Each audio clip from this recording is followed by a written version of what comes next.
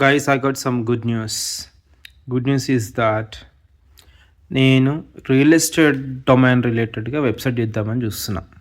So point ఏంటంటే, మనము 15 years క్రితం ఎలాగో హౌస్ ఫర్ రెంట్ కానీ అపార్ట్మెంట్ ఫర్ రెంట్ కానీ మనకు ఉన్నదో తెలిసి హైదరాబాద్లో, ఇంకా అదే టూలెట్ బోర్డులు అదే డ్రైవ్ చేసుకుంటూ 2-3 రోజులు వీకెండ్స్ తిరిగి ఫైండ్ చేయడమే ఇంకా మెజారిటీ నడుస్తుంది.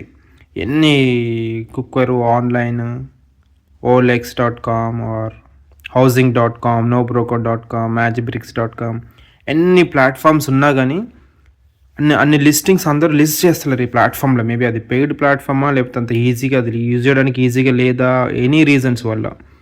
పాయింట్ ఏంటంటే, మనం ఆ ప్రాబ్లమ్స్ గ్యాప్స్ బ్రిడ్జ్ చేస్తూ దానికి సొల్యూషన్గా మనం ఫ్రీగా ప్లాట్ఫామ్ క్రియేట్ చేద్దామని, ఓనర్స్ ఎవరైతే రెంట్కి వాళ్ళని వాళ్ళు ఫ్రీగా లిస్ట్ చేసుకోవచ్చు. అండ్ ఎవరైతే టెనెంట్స్ ఎవరైతే ఇల్లు కోసం చూస్తున్నారో ఫర్ రెంట్, వాళ్ళు ఫ్రీగా ఫైండ్ చేసుకోవచ్చు. అది ప్లాన్ అనమాట. ఓకేనా?